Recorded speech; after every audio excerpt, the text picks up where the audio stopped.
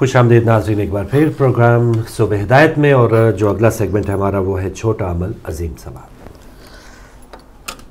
جی ناظرین، آج میں آپ کے سامنے، کیونکہ کل کچھ ایک بہن کی کال بھی آئی ہوئی تھی جس سے بات ہو نہیں سکی، وہ شاید مجھے اندازہ ہوا کہ کوئی بیماری کی وجہ سے کوئی چیز پوچھنا چاہ رہی تھی، تو لہٰذا میں نے کچھ چیزیں آج رکھی ایسی ہیں کہ جو ہے بیماری کے بارے میں آپ کو بتاؤں کہ ان کون سی ایسی آیات ہیں، کون سی ایسی صورت ہے جس سے جو ہے وہ آپ کو شفا مل سکتی ہے، اسے استعمال کرنے سے، اسے پڑھنے سے، اس کو پانی میں پینے سے۔ تو لہٰذا ایک میں آپ کو اس سے پہلے ایک بتاؤں کہ جو ذکر ہے وہ ذکر جو اہل بیت کا جو ذکر ہے وہ بھی ایک شفا ہے، کیونکہ یہ ایک اس کے ذکر سے تمام جسمانی اور روحانی جو آپ کی بیماریاں ہیں وہ ختم ہو جاتی ہیں۔ یہ خود امام فرما رہے ہیں، امام زین العابدین سے روایت ہے کہ انہوں نے حضرت امیر المومنین علیہ السلام سے آگے روایت لی ہے کہ انہوں نے کہا ہے کہ یہ ذکر اہل بیت جو ہے وہ ایک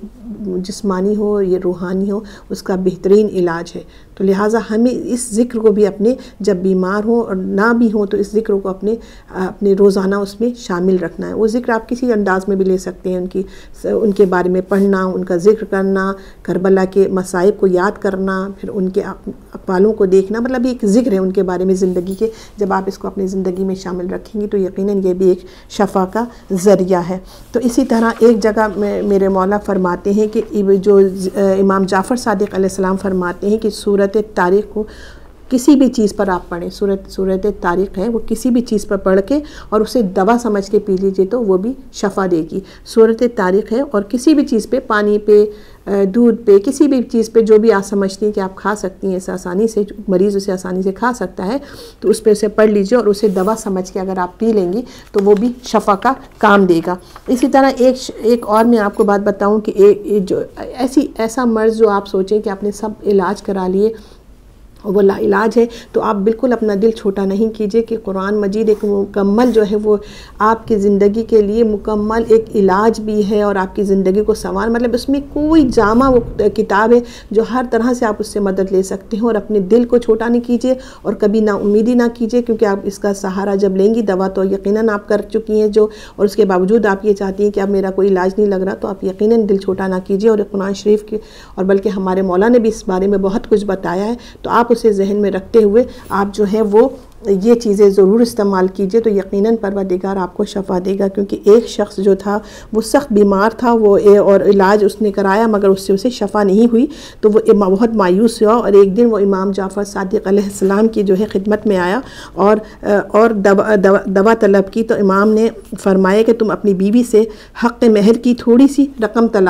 جو ہے وہ طلب کرو، اپنی بیوی سے جاؤ، اپنی بیوی سے حق مہر کی تھوڑی سی رقم جو ہے وہ طلب کرو، پھر اس کی دی ہوئی رقم سے تھوڑا سا شہد خریدو اور شہد میں بارش کا پانی ملا کر اسے استعمال کرو، خدا نے چاہا تو تمہیں صحت یابی نصیب ہوگی۔ تو مطلب میرے مولا نے کہا کہ پہلے جب اس نے کہا کہ میں بہت لا علاج ہو چکا ہوں، کوئی مجھے فائدہ نہیں پہنچ رہا، تو میرے مولا کے پاس آیا۔ جب میرے مولا نے کہا کہ تم جاؤ اور اپنی بیوی سے حق مہر کی تھوڑی سی رقم ان سے طلب کرو، اور جب وہ رقم لے لو تو اس سے تم شہد لو اور شہد خریدو اور اس میں بارش کا پانی ملا کے استعمال کرو، تو انشاءاللہ تمہیں شفا ہوگی۔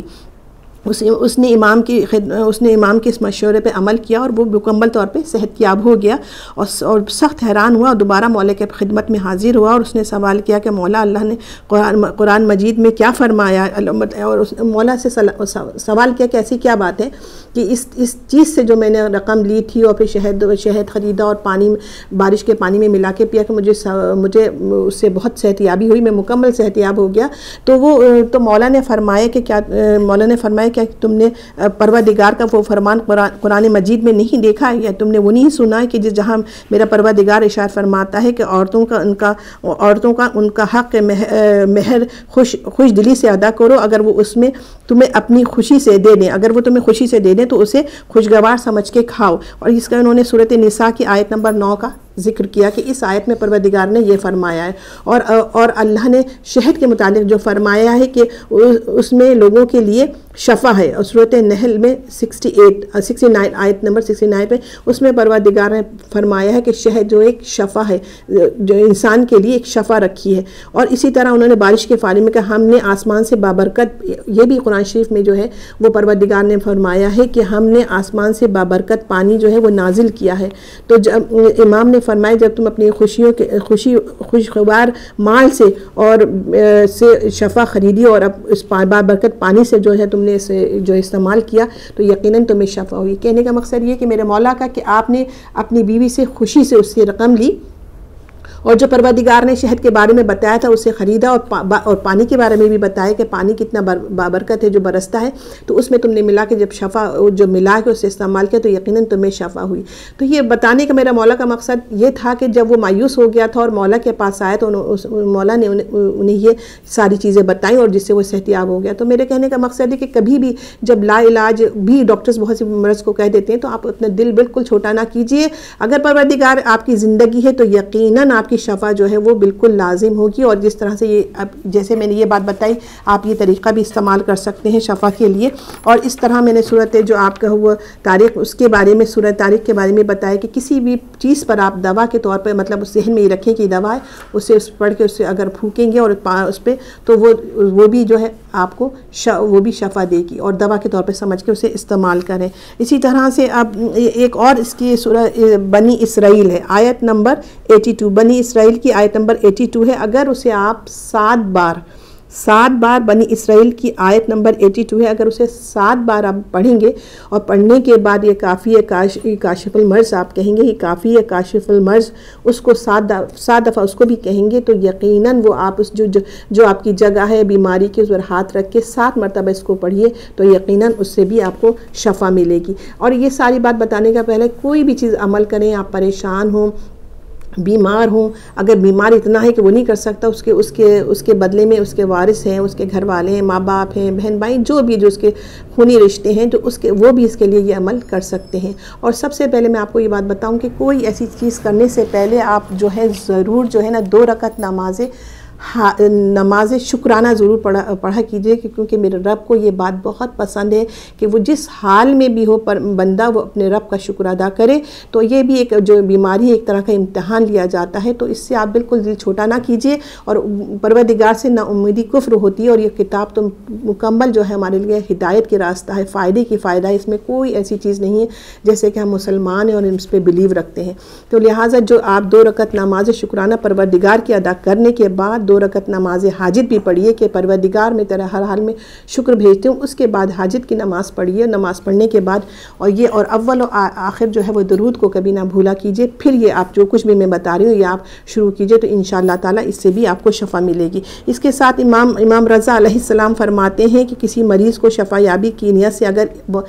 131 ٹائمز جو ہے یہ السلاموں کی تسبیح بیمار کے سر کے اوپر رکھ کے پڑھی جائے تو اس سے بھی انشاءاللہ تعالی شفا نصیب ہوگی. دیکھیں ہر جگہ ہر مختلف امام نے مختلف جو ہے وہ جگہوں پہ اس چیز کا آپ سے ذکر کیا گیا ہے کہ کس طرح سے مطلب ان چیزوں سے آپ فائدہ اٹھا سکتے ہیں اور آپ کو اپنے مرض سے جو ہے وہ شفا حاصل ہو سکتی ہے. اور اس کے ساتھ میں ایک اور آپ کو ایک اور بھی بہت آسان اور چھوٹا سا آپ کو ایک ورد بتا دوں کہ اول و آخر آپ نے 11 مرتبہ درود پڑھنا ہے. اور سورۃ الحمد جو ہے وہ آپ نے 3 بار پڑھنی ہے. سورۃ الحمد 3 بار پڑھنی ہے. اول و آخر درود ضرور پڑھیے گا. نماز شکرانہ ضرور پڑھیے, 2 رکعت نماز حاجت ضرور پڑھا کیجئے. پھر اس کے بعد یہ جو ہے اول و آخر درود پڑھا کیجئے. اور اس کے بعد 3 مرتبہ الحمد پڑھنا اور ایک مرتبہ چاروں قل. 3 دفعہ الحمد پڑھنا ہے اور ایک مرتبہ چاروں قل پڑھنا ہے اور 1 مرتبہ آیت الکرسی پڑھنی ہے. آیت الکرسی پڑھنے کے بعد 18 مرتبہ ناد علی جو ہے وہ آپ نے پڑھنی ہے. اور یہ پڑھنے کے بعد محمد و آل محمد کا آپ کو پروردگار کا واسطہ دینا ہے کہ رب جسے تو بہت چاہتا ہے تجھے اسی کا واسطہ دیتی ہوں میں اور دیتا ہوں. جو بھی مریض ہو وہ خود بھی یہ کہے اور پڑھے اور اس کے بعد پروردگار سے اپنی جو ہے وہ جو بیماری کی وہ شفا کے لیے دعا کرے تو انشاءاللہ تعالیٰ اس کو شفا نصیب ہوتی ہے. اور یہ جو ہے میں بتا رہی ہوں وہ روزانہ کیجیے جب تک کہ مریض جو ہے وہ شفا یاب نہ ہو جائے. تو ایک دفعہ اور بتا دیتی ہوں, اول و آخر آپ نے درود شریف پڑھنا ہے, 3 دفعہ الحمد پڑھنا ہے اور چاروں قل جو ہے ایک دفعہ پڑھنا ہے. آیت الکرسی جو ہے وہ 1 دفعہ پڑھنی ہے اور ناد علی جو ہے وہ 18 مرتبہ پڑھنی ہے. یہ پڑھنے کے بعد جو ہے وہ آپ اس کو پانی پہ دم کر کے مریض کو پلائیں. مریض کو پلائیں، اس کے اوپر بھی پھونکیں اور مریض کو پانی میں دم کر کے پلائیں. تو اور اس کے بعد آپ پروردگار سے جو ہے محمد آل محمد کا واسطہ دے کے دعا کریں تو انشاءاللہ تعالیٰ آپ کو شفا ملے گی. یہ کچھ ایسی چیزیں، ایسے تو بہت ہیں کیونکہ ٹائم نہیں ہوتا، اور بھی گاہے بگاہے میں آپ آئندہ پروگرام میں کچھ نہ کچھ آپ کو شفا کے بارے میں کچھ ایسی آپ کو چیزیں بتاتی رہوں گی، لیکن کیونکہ ٹائم کی کمی ہوتی ہے تو لہٰذا میں نے کچھ چیزیں آپ کو بتائی ہیں. کیونکہ کل ایک مجھے اندازہ ہوا تھا کہ ایک جو میری سسٹر تھی وہ کچھ مجھ سے پوچھنا چاہتی تھی، ان کے بچے نے فون کیا تھا تو وہ کچھ کہہ رہے تھے کہ میری ماں کی طبیعت نہیں ہے تو وہ بات نہیں ہو سکی، تو لہٰذا اس وجہ سے میرے مد نظر رکھتے ہوئے آج میں نے یہ ساری چیزیں شفا کے بارے میں بتائی ہیں. انشاءاللہ آگے بھی جیسے جیسے ہم موقع ملتا رہے گا اور ہم اس چیزیں میں آپ کو بتاتے رہیں گے. اور ہماری دعا بھی یہ ہے کہ پروردگار عالم اور اپنی دعا کے ساتھ مریض، کیونکہ جو مریض ہوتا ہے کہتے ہیں کہ مریض کی دعا پروردگار عالم عرش الہی تک پہنچتی ہے، تو لہٰذا جب آپ میں مریض خاص طور پہ مریضوں سے درخواست کرتی ہوں جب وہ اپنے مریض کے بارے میں دعا کریں تو سب سے پہلے اپنے مومن بھائی کے لیے دعا کیجیے اور خیر و عافیت کے لیے کیجیے، اور کیا کہتے ہیں اس کے بعد اپنی دعا کریے، کیونکہ جب آپ دوسروں کے لیے دعا کرتے ہیں تو پروردگار بہت خوش ہوتا ہے. اور یہ کہا گیا ہے کہ اپنے سے دعا سے پہلے اپنے مومن برادر بھائی کے لیے دعا کیجیے. تو لہٰذا کیونکہ یہ ایک جو امتحان میں ہوتا ہے وہ مریض جب وہ دعا کرتا ہے تو وہ پروردگار عرش الہی تک اس کی دعا پہنچتی ہے. تو لہٰذا یہ میں آپ کو ضرور کہتی ہوں کہ ان ساری باتوں کے ساتھ اپنے مومن بھائیوں کو نہ بھولیے، ان کو بھی اس وقت یاد رکھیے اور دعاؤں میں شامل رکھیے. اور پروردگار جب آپ کو شفا دے، ہماری بتائی ہوئی اس ہدایت کی روشنی میں جو ہم کچھ ہم سیکھتے ہیں، جو ہم پڑھتے ہیں دینی کتابوں سے آپ تک پہنچاتے ہیں، اور جب آپ شفا یاب ہوں یا آپ کی دعائیں مستجاب ہو تو آپ یقین آپ ضرور ہمارے ہدایت چینل کے لیے دعا کیجئے کہ پروردگار ہمیں اس کو ترقی دے اور وہ جو ہے تا قیامت اسی طرح آپ تک روشنی، ہدایت کی روشنی آپ تک پہنچاتا رہے. شکریہ. جی بہت شکریہ سسٹر. جی ناظرین، آتے ہیں کرنٹ سچویشن ان پاکستان، اور یہی ہمارا ٹاپک بھی ہے. اور اس وقت پاکستان پارلیمنٹ جو مشترکہ اجلاس جاری ہے، مختلف قائدین، مختلف سیاسی جماعتوں کے رہنما اپنے خطابات کر رہے ہیں، اور لب لباب ایک ان کی تقاریر سے یہی نظر آ رہا ہے کہ جو پاکستان کی عوام ہے اور جو پاکستان کا ایک اہم ترین ادارہ ہے پاک فوج جسے ہم کہتے ہیں، جو پاکستان کی حفاظت کا ذمہ لیے ہوئے ہے اور اپنی جان کا نذرانہ دے کے بھی مختلف مراحل میں پاک فوج نے پاکستان کی حفاظت کی ہے، تو پاک فوج پہ جتنی تنقید اور جتنا زہر اچھالا جا رہا ہے اس وقت، جو تقاریر جاری ہیں، اس کے پہلے ہم نے دیکھا نہیں تھا. لیکن ایک مظاہرین کی جو تعداد کی بات ہو رہی ہے، مظاہرین کو خانہ بدوش تک قرار دیا جا رہا ہے، لیکن ابھی تک بشمول پیپلز پارٹی، MQM اور بہت سے رہنما، فضل الرحمان سے تو بہرحال کسی قسم کی امید نہیں ہے. اس وقت جاوید ہاشمی صاحب خطاب کر رہے ہیں، اور وہ بھی ایک اپنے آپ کو پارلیمانی اقدار کا بہت بڑا ایک ترجمان قرار دیتے ہیں، لیکن جس جماعت کی وہ نمائندگی یا جس جماعت کے ٹکٹ کے اوپر انہوں نے ووٹ حاصل کیے تھے، یا جس جماعت کے کو نشان کو عوام کے سامنے رکھ کے وہ قومی اسمبلی میں آئے تھے، تو وہ جماعت جو ہے وہ اس وقت دھرنے میں بیٹھی ہے، یا اس جماعت کے جو چیئرمین ہیں وہ اس وقت جماعت سے یا اس قومی اسمبلی سے استعفیٰ دے چکے ہیں. تو یہ کس پارلیمانی اقدار کی جاوید ہاشمی صاحب ترجمانی کر رہے ہیں؟ بے شک ان کا ایوان سے جو باہر جو ان کے کچھ اہم ایشوز پر یا جو بھی انہوں نے نکات پیش کیے یا جس وجہ سے وہ ناراض ہو کے آئے ہیں، وہ ضرور کچھ نہ کچھ وزن ضرور رکھتے ہوں گے، لیکن پارلیمنٹ کے اندر وہ آ گئے ہیں، اور اس کا مطلب ہے کہ وہ جو جس جماعت کا ٹکٹ لے کے آئے تھے ان سے ان کو کوئی سروکار نہیں ہے، وہ کسی اور ہی انداز میں اپنے آپ کو دوبارہ نمودار کرنا چاہ رہے ہیں، اور اپنی اہمیت، اور جو وہ پہلے بھی کہہ چکے ہیں کہ نواز شریف ان کے لیڈر ہیں، شاید وہ واپس نون لیگ میں چلے جائیں، لیکن اس پہ جانے کا بھی ایک پروسیس ہے، اور اس میں دوبارہ ان کو جو اسمبلی میں نشست ان کو ملی تھی اس سے استعفیٰ دے کے دوبارہ نون لیگ جوائن کر کے، اور پھر شیر کے نشان پہ اگر وہ عوام ان کو ووٹ دیتے ہیں تو پھر ان کا یہ حق بنتا ہے کہ پارلیمنٹ میں آئیں اور وہ خطاب کریں. بہرحال وہ جو بھی کہہ رہے ہیں، اور ماضی میں جو انہوں نے باتیں کی تھی کہ اس حوالے سے کہ وہ بھٹو سے لے کے اور ابھی تک وہ بغاوت ہی کرتے چلے آ رہے ہیں، لیکن کیا وجہ ہے کہ ان کو وہ اپنا ایک گول یا اپنا جو ایک حصول ہے جس کے لیے وہ باغی ہوتے ہیں، وہ اس کو حاصل کرنے میں ناکام کیوں رہتے چلے آ رہے ہیں؟ یا اس میں ان کی جو دیگر جماعتیں جہاں سے وہ بغاوت کرتے ہیں ان کی کوئی کمزوری ہے، یا یہ ان کے اندر کچھ نہ کچھ ایسا مسئلہ ہے کہ یہ کوئی ایک جگہ پہ ٹک نہیں پاتے؟ تو بہرحال یہ ان کی تقریر جاری، اور ہم کوشش کریں گے جیسے ہی وزیر اعظم پاکستان نواز شریف صاحب خطاب کریں گے ہم آپ کو وہ سنوائیں بھی، اور اسی دوران آپ کی کالز کا سلسلہ بھی ہم جاری رکھیں گے. آج کا ہمارا ٹاپک ہے کرنٹ سچویشن ان پاکستان. اس پر آج کے پہلے کالر بھی ہمارے ساتھ غالباً پاکستان سے ہیں. السلام علیکم. अस्सलाम वालेकुम, आपकी कॉल ड्रॉप हुई। आप दोबारा आ सकते हैं, टेलीफोन लाइन्स अब ओपन है। जो भी तकारीर आप सुन रहे हैं और इस पर आप भी अपनी राय दे सकते हैं। लीजिए यहाँ से कॉलर हमारे साथ। अस्सलाम वालेकुम जी वालेकुम, फारूक भाई, मैं अब्दुल क्यों बोल रहा हूँ और हमारी बहन को भी सलाम। जी मैं भी यही बात करना चाह रहा था जो आप अभी बातें कर रहे थे कि पाकिस्तान के अंदर जो हमारे पार्लियामेंटेरियन जिनको हम समझते हैं कि ये जैली वोटों से, जैली डिग्रियों से और जैली लोग हैं जो हमारी इन्होंने पार्लियामेंट पे कब्जा किया हुआ है। ये कौन लोग हैं जो आज नवाज शरीफ जिसका जो एक्सपोज हो गया है कि इसने पाकिस्तान मैंडेट को चुराया है और उसकी सपोर्ट कर रहे हैं, वेयर वो लोग हमारे बहन भाई, बच्चे, माँ बहने जो सड़कों पे बैठे हैं पाकिस्तानी लोगों को हकूक दिलवाने के लिए उनके पीछे लगे हैं और उनकी तजरीक कर रहे हैं, उनका मजाक उड़ा रहे हैं। तो ये आप देखें कि अगर मसल्ह अफवाज के लोग अगर बोल नहीं रहे हैं तो इसका मतलब ये नहीं है कि फौज हमारे साथ नहीं है, लेकिन चूंकि इन्हीं लोगों ने, जैसे मौलाना फजल रहमान से पूछा जाए कि तुमने पाकिस्तान के लोगों की क्या खिदमत की है, जमात इस्लामी के लोगों से पूछा जाए कि तुमने पाकिस्तान के लोगों की 65 साल में क्या खिदमत की है, अचकजई से पूछा जाए कि तुम अकेला वहां चादर ऊपर ओढ़ के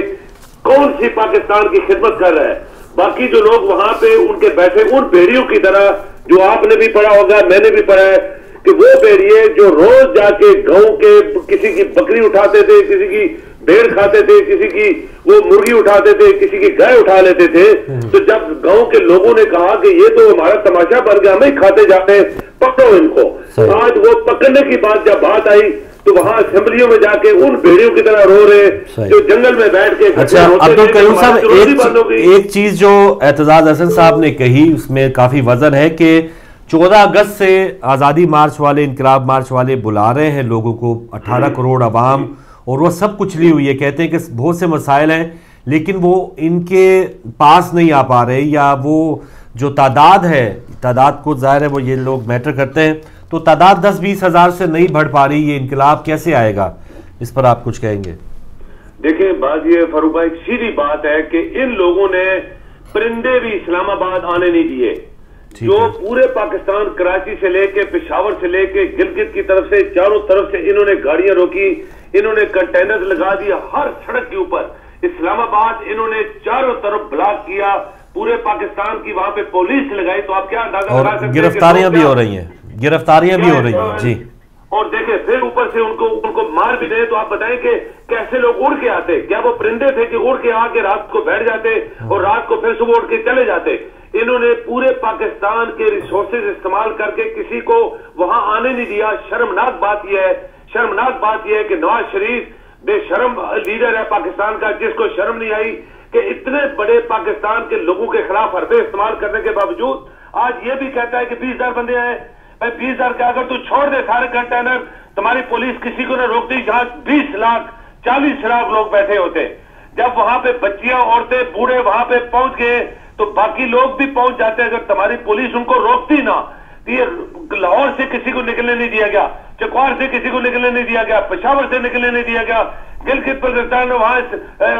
कश्मीर में लोगों को रोका गया, पिंडी में रोका हुआ है, इस्लामाबाद। तो ये बात करते हुए ये इनको शर्म या नहीं आई, इसलिए कि ये लुटेरे, इन्होंने पाकिस्तान की 65 साल लूटा हुआ है, वो आज इनको नजर आ रहा है कि हमारे हाथ से छीना जा रहा है, इसलिए ये पीट रहे हैं वहां असेंबलियों में। ये जैली असेंबली है, ये जैली एमएलए एमपीएस है, ये जैली डिग्री वाले लोग हैं और ये जैली हराम की कमाई से वहां पहुंचे। पाकिस्तान की जो रिक्वायरमेंट है वही है जो बाहर लोग बैठे सड़कों पे जो एहतजाज कर रहे हैं, वो हमारी डिमांड है कि ये हमारी जान छोड़े। नवाज शरीफ, अगर तुम्हारे अंदर गैरत है तो तू रिजाइन कर, इलेक्शन करवा, फिर हम देखेंगे तू दोबारा जीता है कि नहीं जीता। चले, बहुत शुक्रिया अब्दुल कयूम साहब। लेकिन एक जो असम्बली में तमाम जो जमातें कराची से लेके और तमाम जो छोटी बड़ी जमातें हैं इस वक्त नवाज शरीफ साहब को कह रहे हैं, उनके लीडर्स कह रहे हैं कि आप इस्तीफ़ा नहीं दे सकते, और इवन आपकी जो छुट्टी की बात कर रहे हैं आप छुट्टी पे भी ना जाएं। तो पूरा अगर पार्लियामेंट की बात की जाए तो पार्लियामेंट में उनकी मुकम्मल तौर पे हमायत की जा रही है, और अपोजिशन भी, इवन एतजाज हसन साहब की अगर हम बात सुने तो उनका भी यही कहना है कि हुकूमत का वो साथ दे रहे हैं, और गो के कुछ कमज़ोरियों की बात उन्होंने की, लेकिन उसका क्या फ़ायदा कि जब कमज़ोरियाँ, और मॉडल टाउन वाकई की भी उन्होंने बात की है, धांधली की भी बात की है, लेकिन फिर भी यही कह रहे हैं کہ ہم نے آپ کا ساتھ دینا ہے. تو یہ ساتھ غیر مشروط طور پہ جاری ہے. تو یہ کس قسم کا سلسلہ ہے سسٹر، اگر آپ بھی کچھ کہنا چاہیں کہ ایک طرف جو بڑی جماعت چلے پیپلز پارٹی کی، ہم پہلے شروع کرتے ہیں بات، لیکن ایک کالر آ چکے ہیں، ذرا آپ بھی بات کیجیے گا کہ کچھ نقائص کی بھی بات ہوتی ہے، لیکن ایک ماہر وکیل ہیں اور ان کا ایک کام ہے کہ مقتول کو قاتل، قاتل کو مقتول بنا دیں الفاظ کا ہیر پھیر کے ساتھ. اعتزاز احسن صاحب مجھے ہوئے سیاستدان ہیں کہ غلطیوں کی بھی نشاندہی کر رہے ہیں، لیکن جن کی وجہ سے غلطیاں ہوئی ہیں اس حوالے سے وہ ان کے ساتھ بھی ہے. تو یہ کیسی جمہوریت ہے، کیسا یہ چینج یا کیسی تبدیلی آئے گی؟ ایک اور کالر. السلام علیکم. وعلیکم السلام. ذرا میری بات کرائیں. جی آپ لائیو آ چکی ہیں بہن، اگر اپنا نام بتانا چاہیں آپ. میں زینت حق بات کریں. جی بات کریں. جی میں آپ کو صرف یہ بتانا چاہتی ہوں کہ واقعی جو عمران کہہ رہا ہے، جو قادری کہہ رہے ہیں، بالکل پاکستان میں یہی ہو رہا ہے. اور سب سے بڑی بات یہ جو اسمبلی میں اور پارلیمنٹ میں بیٹھ کے جو بات کر رہے ہیں یہ سب چور ہیں. یہ اس لیے ڈر رہے ہیں کہ اگر عمران خان آ گیا، عمران خان نے ان کو سب کو کھینچ کے ان سے لوٹی ہوئی دولت چھیننی ہے اور ان کے سارا سچ ثابت ہو جائے گا لوگوں پہ. یہ ابھی اس لیے بچا رہے ہیں کہ اپنی جائیدادوں کو، اپنے بچوں کو بچا رہے ہیں. یہ کوئی جمہوریت نہیں ہے. کسی غریب کا کوئی پرسان حال نہیں پاکستان میں. پاکستان میں بہت برا حال ہے، اسپیشلی عورتوں کا، لڑکیوں کا، غریب لوگوں کا. کوئی جاب نہیں، کچھ نہیں. یہ سب نواز اور شہباز کی طرح چور ہیں. سب چور اگر مل کے چور کو نہیں بچائیں گے، اگر ایک نواز گیا سمجھے سارے چور چلے گئے. صرف اس خاطر یہ لوگ اسے بچا رہے ہیں. چلے بہن، پیپلز ہے وہ بھی چور ہے، ایم کیو ایم ہے وہ بھی چور ہے، سب چور ہیں. تو چور سارے مل کے چور کو بچا رہے ہیں. یہ دونوں عوام کی خاطر نکلے ہیں، کنٹینر میں بیٹھے ہیں. اگر یہ گولی کے آگے چلے جائیں، گولی ان کو لگ جائے تو ان کا تو ناکام ہو گیا کام سارا. پیچھے سے باقی. چلے آپ کی کال ڈراپ ہوئی، کوئی بات نہیں زینت بہن، پوائنٹ آپ کا سب کا آ گیا کہ چور چور کی پشت پناہی میں لگا ہوا ہے. عوام کی ترجمانی، اور ایون چلے عوام تو چھوڑے، ایک اہم ترین ادارہ ہے جس حوالے سے پاک فوج کی جو عزت اور وقار کے حوالے سے یہ بات کر رہے ہیں، اور خاص طور پہ مولانا فضل الرحمان کی تھوڑی دیر پہلے بات ہو رہی تھی کہ لیجیے جی پولیس کے خلاف یہ لوگ مظاہرین مقابلہ کرتے ہیں اور پاک فوج زندہ باد کے یہ نعرے لگاتے ہیں. تو جس سیاستدان اور پاکستان کی پارلیمنٹ میں ایک بندہ ایم این اے کھڑا ہو کے یہ کہہ رہا ہے کہ جس کو پاک فوج زندہ باد کا نعرہ جو ہے وہ گوارا نہیں ہے، پاک فوج یہ اسرائیل فوج زندہ باد یا انڈین فوج زندہ باد کی یہ نہیں بات کر رہے. اس پارلیمنٹیرین کو اس پارلیمنٹ میں، پاکستان کی پارلیمنٹ میں رہنے کا کیا اختیار ہونا چاہیے جس کو پاک فوج زندہ باد کا کوئی بھی بندہ نعرہ لگا رہا ہے اور اس کو وہ گوارا نہیں کر رہا؟ تو یہ کس کی ترجمانی کر رہی ہے؟ دیکھیں دیکھا یہ جائے جب اسمبلی میں یہ بات ہو رہی کہ آپ دیکھیں میجورٹی جو ہے وہ نون کی ہے وہاں پر، جی وہ سلیکٹ ہو کر آئی تو نون کی میجورٹی ہے. جی ہاں. تو اگر وہ ان کی حامی بھر رہے ہیں تو اس کا مطلب نہیں، ظاہر ہے وہ ان کے ساتھ ہی ہیں، ان کے ساتھ ہی ہیں، اور وہ بھی چاہتے ہیں کہ ہم اپنی سیٹوں کو بچائیں، کیونکہ جب یہ گورنمنٹ جائیں گی تو ہماری سیٹیں بھی چلی جائیں گی. تو زیادہ تر اسمبلی میں وہی لوگ ہیں جو ان کے نون کے ہیں. کاش وہ اعتزاز احسن صاحب جو ہے وہ رحمان ملک صاحب سے وہ فائلیں لے آتے. بھائی انہوں نے فائلیں وہ کس وقت کے لیے یہ کیس جو شہباز شریف صاحب کہتے تھے زرداری سے میں رقم لے کے ان کے لوگوں میں بانٹوں گا اور اس کو سڑکوں پہ گھسیٹوں گا، اور رحمان ملک صاحب کہتے تھے کہ یہ فائلیں میرے پاس پڑی ہیں میاں برادران کا، یہ گھپلا، یہ کرپشن جو ہے وہ میں لوگوں کے سامنے لاؤں گا. تو کیا انہوں نے الیکشن کے لیے یہ سارا مواد رکھا ہوا ہے، ہمیں عام عوام کو بیوقوف بنانے کے لیے یہ مواد رکھا ہوا ہے، یا یہ آپس میں اندر سے ملے ہوئے ہوتے ہیں اور باہر آ کے ایک دوسرے کو دشمن اپنے آپ کو قرار دیتے ہیں؟ تو یہ دھوکہ یہ چاہ رہے ہیں کہ یہ دھوکہ مزید کنٹینیو رہے. بالکل. اور اگر جیسے اب یہ آئے زرداری صاحب بھی ان سے ملاقات کی تھی تو انہوں نے بھی یہی مشورہ دیا کہ آپ اس سیٹ کو نہ چھوڑیں. حالانکہ یہ اگر آپ اتنے فیئر ہیں، صاف ہیں، تو آپ دیکھیے کہ عوام کی طرفداری کر رہے ہیں تو آپ کہیں کہ نہیں ہمارے ملک کی عوام یہ چاہتی ہے تو آپ اس سیٹ کو چھوڑ دیجئے، نہ کہ آپ مشورہ بھی ان کو ویسے ہی دے کے گئے کہ نہیں آپ نے سیٹ نہیں چھوڑنا، آپ نے سیٹ پہ برقرار رہنا ہے. تو یہ ساری باتیں جو ہیں کہ اگر ہم حقیقتاً دیکھا جائے تو کوئی جماعت ہم نہیں کہتے کہ اس قابل ہے کہ کرے، لیکن جماعت سے ہمارا تعلق نہیں ہے، ہمارا تعلق ہے حق کا اور عوام کا. اور عوام اگر یہ چاہتی ہے کہ وہ حق کی، وہ اگر وہ اس وقت عمران خان کے ساتھ ہے یا قادری صاحب کے ساتھ ہے تو انہوں نے جو پوائنٹ اٹھایا وہ جو ہے وہ حق کا اٹھایا، وہ آزادی کا اٹھایا، وہ پریشانیوں کا اٹھایا ہے. تو ظاہر اس کے پیچھے وہ پیروی کر رہی ہے عوام کے. نہیں، ہمیں حقیقتاً یہی چاہیے کہ ہمیں ہمارا حق ملنا چاہیے. ہماری پریشانیاں جو ہماری زندگی ضروریات ہے وہ جس میں مشکلات میں ہیں. آپ کل بھی میں ایک دیکھ رہی تھی بزرگ بہت اچھا انٹرویو دے رہے تھے کہ ہمارے یہ عالم ہو گیا کہ ہم بھوک کے مارے ہمارے مطلب بچے اور بیوی تو ہم اس انتہا پہ پہنچ گئے کہ ہم مر جائیں گے لیکن یہاں سے نہیں جائیں گے. تو ظاہر وہ جب اس نہج پہ پہنچ گئے اس کی کوئی وجوہات ہے, اس کی کوئی وجوہات ہے. اگر آپ یہ سمجھتے ہیں کہ عمران یہ پوائنٹ لے کے آگے چلیں تو کیوں نہ, اگر آپ اتنی سمجھداری ہے کہ یہ پوائنٹ لے کے آگے چل رہے ہیں تو آپ کیوں نہیں یہ پوائنٹ لے کے آگے چلتے؟ آپ بھی یہی پوائنٹ لے کے آگے چلتے. آپ تو حکومت میں ہیں, آپ یہ کیجئے کہ آپ جس چیز کی عوام کو پریشانی اس کو دور کیجئے, نہ کہ آپ جب اس حالات میں تو آپ چائنا کا ذکر کر رہے ہیں کہ چائنا جائیں گے اور ہم یہ کرنے والے تھے اور یہ عوام نہیں کرنے دے رہی. 1.5 سال پہلے آپ نے آ کے اس سے آنے سے پہلے کتنے وعدے کیے ہیں آپ نے اپنی عوام سے. آپ کو جب ہی مطلب اپنی کمر باندھ لینا چاہیے تھی کہ نہیں, کیونکہ ہم یہ تیسرے دفعہ آ رہے ہیں, ہم غلطیوں پہ غلطی نہیں کریں گے. کہتے ہیں وہی مولا علی کا قول ہے کہ ایک دفعہ غلطی کو جو غلطی دوبارہ کرے تو وہ مطلب عقل سے پیدل ہے. صحیح بات. تو آپ ان میں آپ نے عقل ہی نہیں کی. 2 دفعہ آپ نے غلطی کی اور آپ نے اپنی جگہ کو چھوڑا. اگر آپ اتنے پسند تھے تو آپ یہ, اگر آپ کو پسند ہے یہ جگہ سیٹ پسند ہے تو آپ کو چاہیے کہ آپ ایسا عمل کریں کہ آپ عوام کے دل میں جگہ بنا لیجئے. اور اچھا, ایک جو شروع میں ہم نے فوٹیجز بھی ہم نے یہاں پہ دکھائے تھے, علامہ حسن ظفر صاحب کا ایک کہنا تھا کہ ٹھیک ہے یہ جو انقلاب اور آزادی مارچ والے نکلے ہوئے ہیں, کامیابی وہ ملنا ظاہر ہے بہت لمبا ایک پروسیس ہوگا, لیکن ایک چیز ضرور اس کی ایک اچیومنٹ ہے کہ جو چور اچکے اور جن کی وجہ سے پاکستان کے مسائل ہیں وہ ایک جگہ آپ کو, اور ان کی بات, ان کا جو لینگویج ہے, ان کا سٹانس ہے, ایک جیسا آپ کو نظر آئے گا. یعنی ہم بات کرتے ہیں کہ خرابی کا ذمہ دار کون ہے, تو یہ 4 دیواری کے اندر سب سمائے ہوئے ہیں اس وقت, جس کا نام پارلیمنٹ اور جس کی عزت اور احترام کی بات کرتے ہیں,